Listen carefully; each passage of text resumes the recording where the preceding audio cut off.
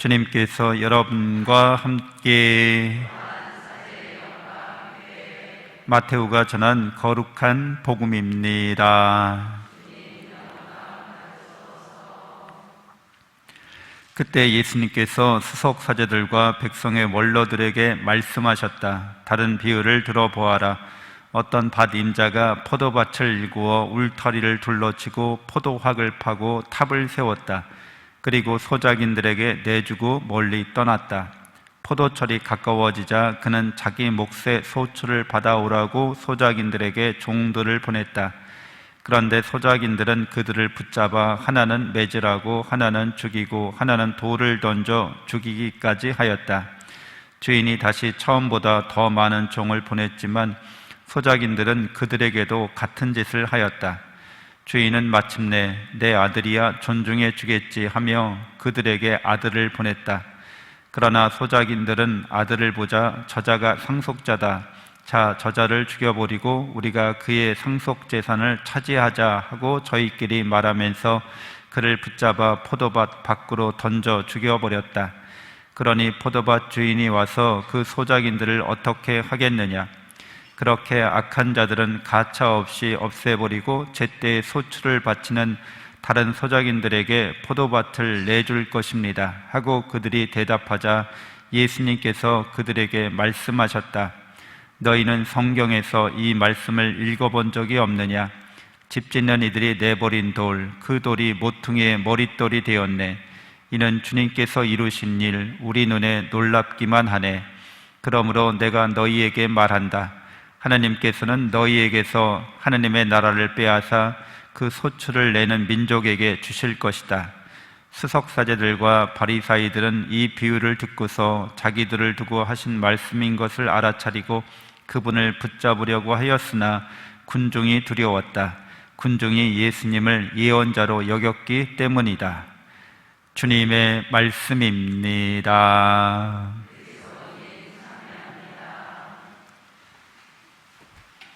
참 예수님, 하나님의 복동이 고맙습니다. 고맙습니다. 네, 오늘 포도원 비유 이야기인데 소작인들과 주인에 관련된 이야기로서 이야기가 이제 풀어지게 되죠.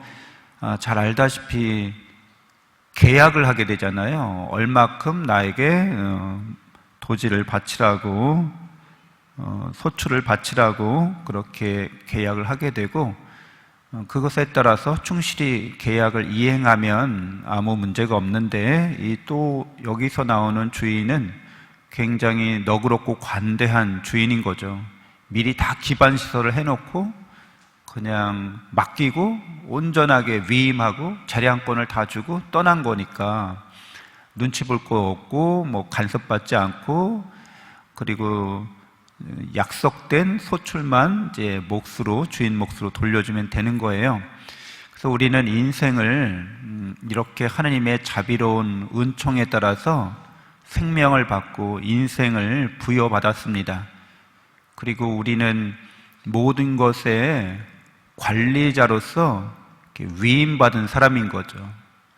우리는 기본적으로 우리가 소유할 수 있는 것들이 원래 없었다는 거죠. 이 포도원 소작인들이 모든 기반 시설은 주인이 마련해 준 거예요. 그것처럼 우리가 이 세상을 사는데도 모든 필요한 것들은 저 태양도 달도 별들도 이 우주가 우리가 만든 게 아니라 하나님께서 다 이렇게 마련해 주신 거죠. 그리고 우리를 생명을 주셨습니다. 이 세계 안에 살 수 있도록. 그러니까 이 생명도 하나님이 주신 거죠.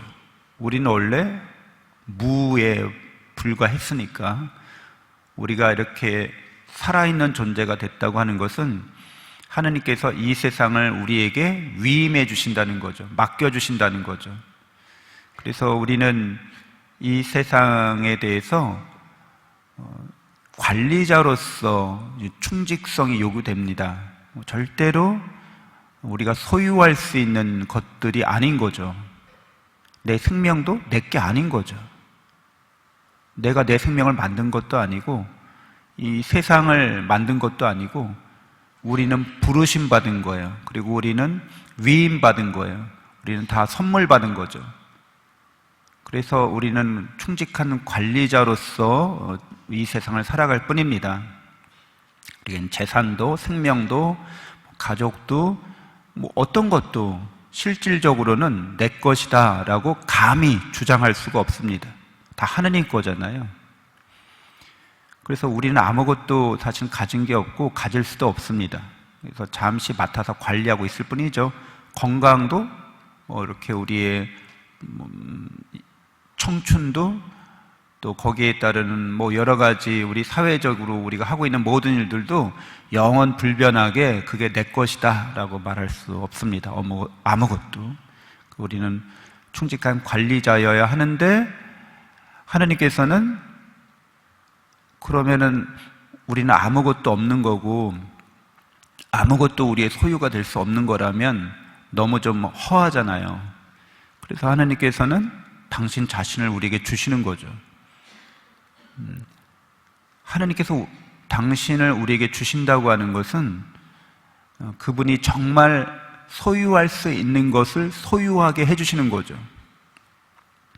참다운 그것이 우리의 재산이 된다는 거죠. 우리 몫이 된다는 거죠. 그 하느님 위에 어떤 것도 우리가 소유할 수 있는 게 아니에요. 그렇죠? 왜? 그건 진짜 있는 게 아니기 때문에. 우리의 생명이 이게 진짜 있는 것 같아요. 심장이 뛰고 있어서 진짜 우리가 살아있는 것 같아요.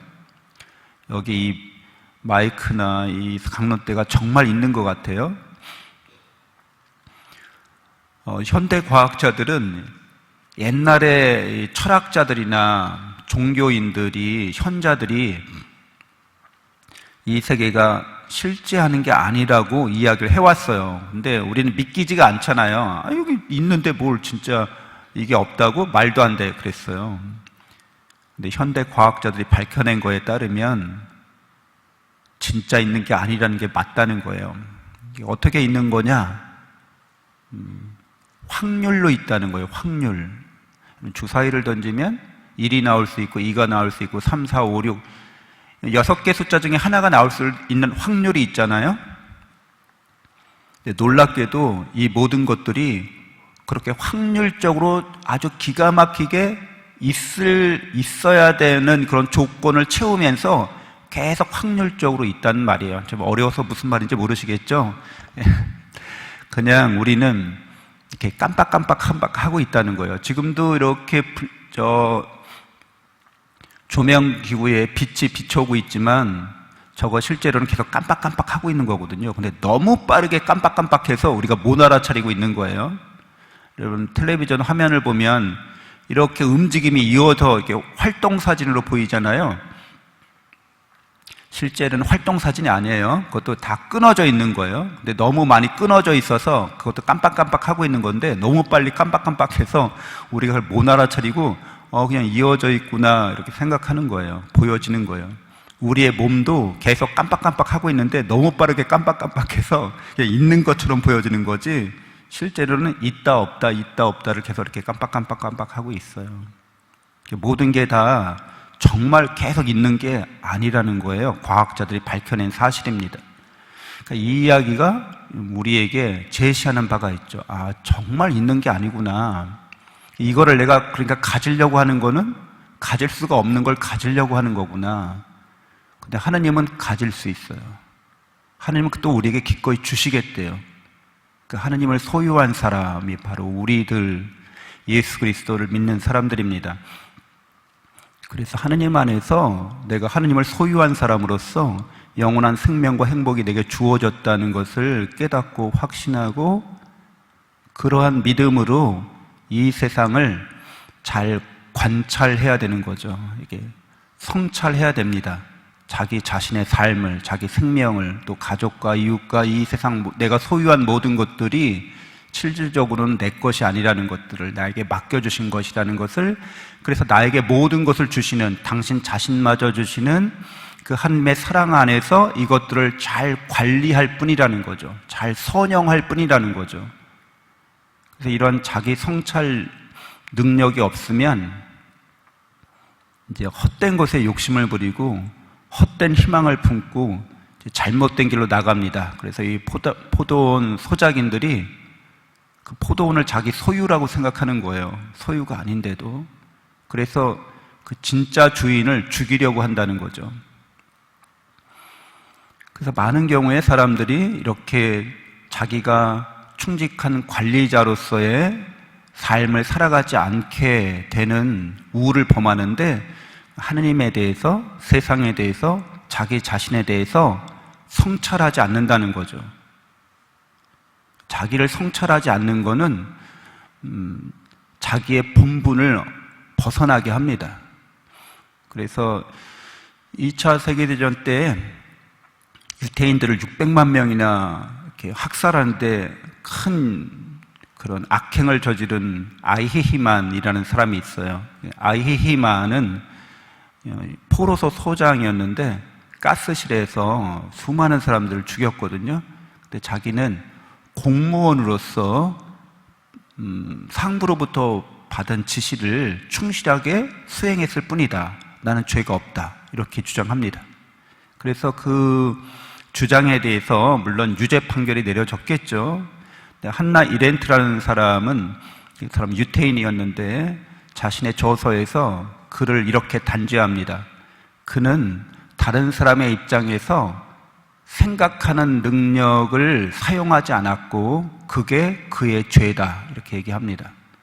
그러니까 자기를 성찰하고 다른 사람을 그렇게 자기처럼 성찰하지 않았다는 거죠. 다른 유태인들도 자기가 하나 가정의 아버지인 것처럼 누구의 아버지였을 거고 누구의 가족이었을 텐데 유태인들을 그런 눈으로 바라보지 않았다는 거예요.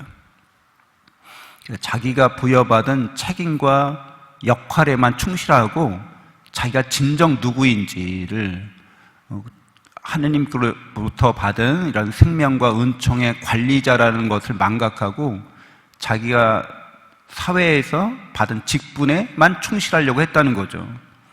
그래서 요즘에도 전쟁이 일어나고 있는데 전쟁 범죄, 인륜 범죄는 공소시효가 없습니다. 그 말은 뭐냐면 아무리 군인이라도 명령이라 할지라도 양심의 명령이나 하느님의 명령에 어긋나는 것은 해서도 안 되고 할 필요도 없다는 겁니다. 내가 누군지를 성찰할 때 아무리 사회적인 명령이라고 할지라도 그건 거부해야만 한다는 거죠. 그러니까 우리는 살아가면서 우리 자신 안에서 하느님께서 우리에게 주시는 그런 사랑과 은총으로 우리의 소명을 잘 수행할 수 있도록 해야겠습니다. 잠시 눈을 감고 기도하겠습니다.